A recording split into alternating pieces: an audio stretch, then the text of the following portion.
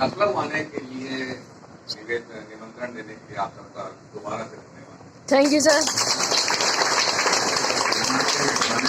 लखनऊ पुराना चलने वाला शब्द लखनऊ, लखनऊ तो लिखने के लिए लखनऊ, आता वाता तो खैर जो कुछ भी है हम लोग सब उत्तर प्रदेशी लोग हैं। और लखनऊ पहले बड़ा सख्त सुसंस्कृत माना जाता था। हम लोग गंवार एरिया से, बुंदेलखंड से, ठीक है, तो बुंदेलखंड थोड़ा सा गंवार डकैत इलाका हुआ करता था। लखनऊ जो है सुसंस्कृत शिक्षित सभ्य इलाका था। खैर बहुत पुराना नाता इसलिए है कि मेरा ननिहाल दलिहाल सब उत्तर प्रदेश में ही है। अच्छा लगता है आगे।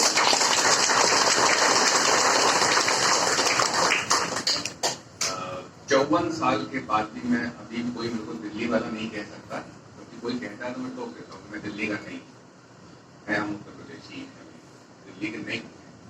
लेकिन यहाँ आके थोड़ा सा डर लगता है कि भय लगता है जब हम हिंदी बोलते हैं तो यहाँ के लोगों की हिंदी हमसे बहुत बहुत सच्ची और शुद्ध होती है, परिष्कृत होती है, क्लिष्ट होती है। तो कभी कभी हमको लगता है कि कुछ त्रुटि हो जाए तो आप लोग क्षमा करें, ठीक है।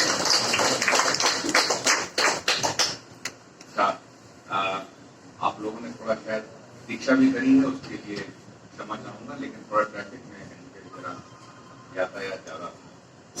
एनीवे, स्पाइन डे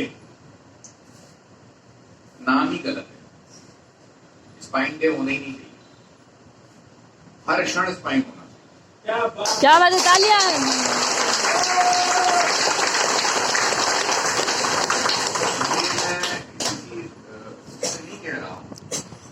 कोई भी बीमारी हो, जैसे लोग डायबिटीज में होते हैं, मधुमेह की जो बीमारी होती है, हम पूछते हैं शुगर कब नापाई, तो 15 दिन पहले नापाई। ब्लड प्रेशर कब नापाया, तो हफ्ता हो गया, डॉक्टर साहब गए थे डॉक्टर साहब के पास तो उन्होंने नाप लिया। गाड़ी से उतर के यहाँ तक आने में मेरा ब्लड प्रेशर बदल जाता है।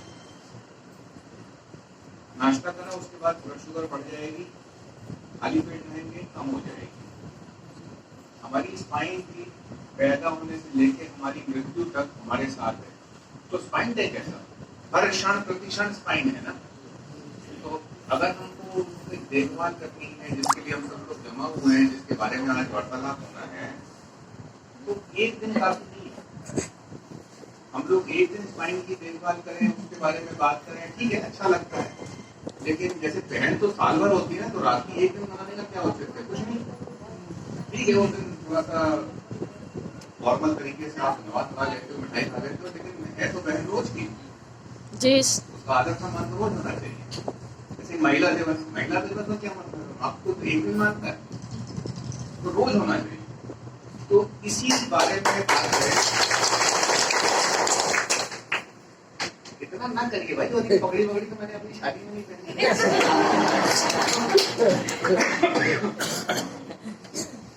यही शादी है, इतना ना बजाइए कि सड़क जाए जमीन हमारी घर जाए हम। तो जो है एक दिन नहीं, हम लोगों को हर रोज, हर दिन, प्रतिदिन हमको अपनी स्पाइन का ध्यान रखना है, उसके बारे में सचेत रहना है ताकि बीमारी होने ना पाए। और उसको अगर हो रही है, कुछ तो होंगी बीमारी उम्र के साथ, आयु के साथ, तो उसको कैसे देखभाल करें, इस बारे के लिए बातचीत करने के लिए मुझे इतनी दूर से बुलाया गया। आप सब लोग समझते हैं इन चीजों को, लेकिन थोड़ा सा भाई एक कायदे से बैठ के हम लोग अच्छी तरह समझ लें, वो अच्छा है। तो शुरू कर देते हैं प्रोग्राम।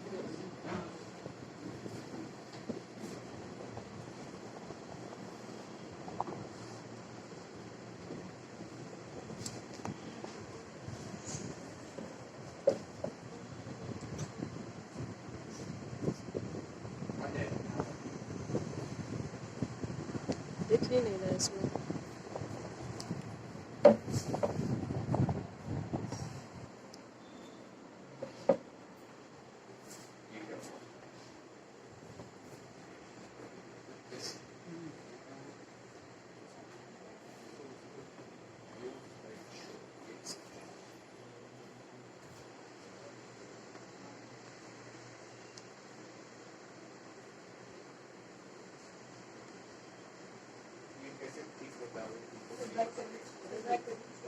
अरे आप हमारी तरफ से तो फूल जा रहा है।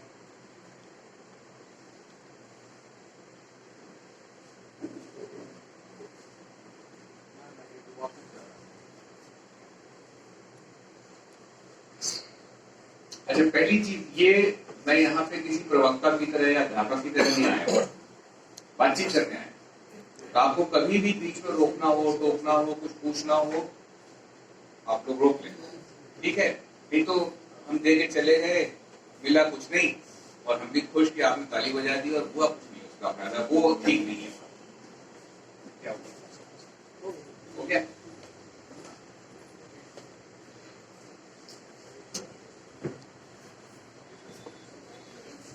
तो आजकल के संदर्भ में चीन का नाम लेना तो पाप है, जघन्य पाप है।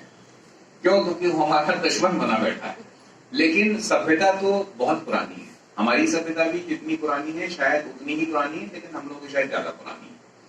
तो दोनों सभ्यताओं के अंदर कुछ पीढ़ीगत वंशानुगत चीजें हम लोग को ज्ञान दिया जाता है, ठीक है?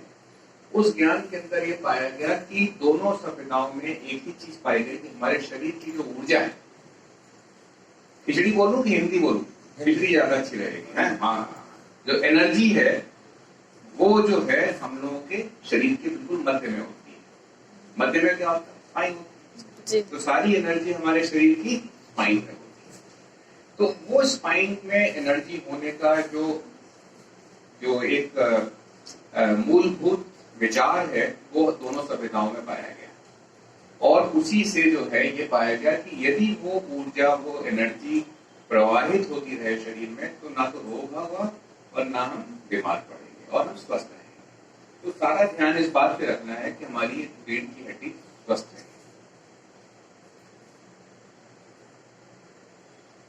अब क्यों इतना आवश्यक है स्पाइन के बारे में जानना? भाई हर चीज क्यों, कैसे, कब और कितनी, यही होती है ना हर चीज का जवाब। सब्जी बनाते तो भी कौन सी बनानी है रात को, किस लिए बनानी है, कितनी बनाना है, कितने लोगों के लिए बनानी है, किस समय तक बना के तैयार हो जानी चाहिए, कब खाना है, कब खाना है। ये समझदार ठीक है।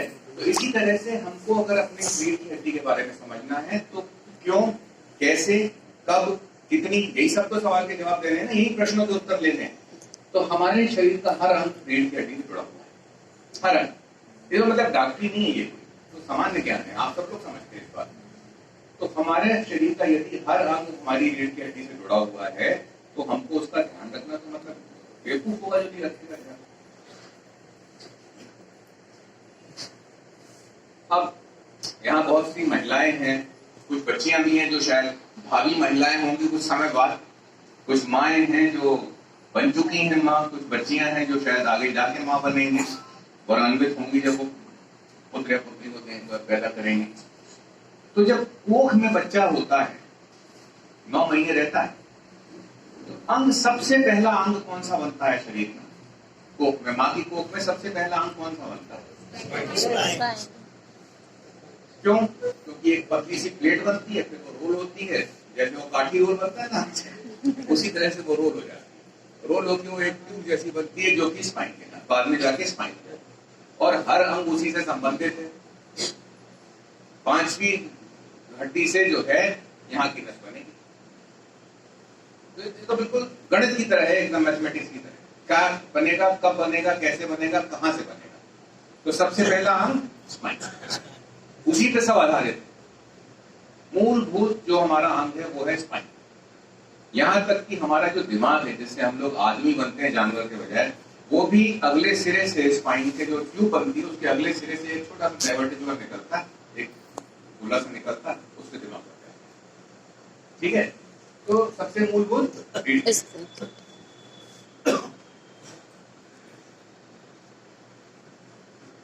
अब ये जो चित्र है इसमें दिखाया गया है कि किस तरह से मानव जाति का प्रादुर्भाव हुआ, कैसे वो बना, एवोल्यूशन कैसे हुआ। तो चौपाए से दुबाया हुए, दुबाए से सीधे हुए, लेकिन आजकल की जो पीढ़ी है वो यूं होती जा रही है, कुछ दिनों में भगवान को विचार करना पड़ेगा कि जो है ऐसा पैदा करें, एक हाथ ऐसा हो, गर्दन ऐसी हो, और जो स्कूटर वाले हैं उनके लिए ऐसी गर्दन, क्योंकि सेलफोन यहाँ रखना होता है ना, तो सेलफोन के बिना तो काम होता नहीं, तो रीढ़ की हड्डी ऐसी बननी पड़ेगी। और धीरे धीरे जाके आवाज आ रही है ना मेरी? Yes sir. बिना माइक के आ रही है? आप तक नहीं पहुंच रही है? थोड़ी आई, अब आई। आप तो हमारी वो कर रहे हैं, पहले ही बता दिया बुंदेलखंडी है तो आवाज तो बुलंद होगी बिल्कुल। हाँ। खैर, तो हम लोग यदि इस चित्र का ये नहीं है कि कैसे प्रादुर्भाव हुआ, हम चौपाए से दो पाए हुए, दो पाए से सीधे हुए, सीधे से अब जो है दोबारा टेढ़, अगर हम ध्यान नहीं रखेंगे तो ये होगा, अंत का नतीजा ये होगा कि हम ऐसे हो जाएंगे। ये बच्चे ध्यान से सुने, बड़े लोगों को तो हो गया जो होना था। Yes sir. सेल फोन के शौकीन जितने हैं ना, वो ये ध्यान से सुने। जी सर। ऐसा हो जाए गर्दन, क्योंकि स्कूटर चलाना है तो ऐसे हो, और ऐसे करना क्यों हो, तो भगवान कुछ दिन में ऐसे ही पैदा करेगा। हाँ क्यों, ठीक है, और शायद दो अंगूठे लगा दे बजाय बाजू उंगलियों के, तो टेक्सटिंग करनी होती है उससे। एनीवे, ये एक और चित्र है, इसमें क्या दिखाया गया? चौपाया, सीधा, दोपाया, हथियार, हथियार के बाद यंत्र, और अच्छे यंत्र। सबसे अच्छा यंत्र आजकल सबसे ज्यादा तेज कौन सी चीज है? कंप्यूटर। लेकिन उसके चक्कर में हो क्या गया है, यहां से गई, यहां से गई, पूरी स्पाइन जो है वो अव्यवस्थित हो गई। और हम लोग जो खाते हैं उसका क्या असर होता है? वो कहते हैं ना कि खाना दो प्रकार का, तामसी और सात्विक। अभी नवरात्र गए, बहुत से लोग मेरे को टोकते हैं, तो मटन तो खा लेते हो भैया नवरात्र में, पता नहीं, मुर्गी तो अंडा देना बंद नहीं करती, लेकिन मैं तो खा लेता हूँ। आज तक तो भगवान जी नाराज नहीं हुए। लेकिन सात्विक तामसिक भोजन का बड़ा कॉन्सेप्ट है हमारे समाज के अंदर, इस देश में। तो लेकिन वो भोजन सात्विक तामसिक से उतना अंतर नहीं पड़ता जितना कि जो आजकल मिल रहा है उससे अंतर पड़ता है। वो जो बर्गर, पिज्जा, कोई हर्ज नहीं खाने में, कभी एक आध महीने में खा लिया एक आध टुकड़ा ठीक है, लेकिन जो बच्चे उसी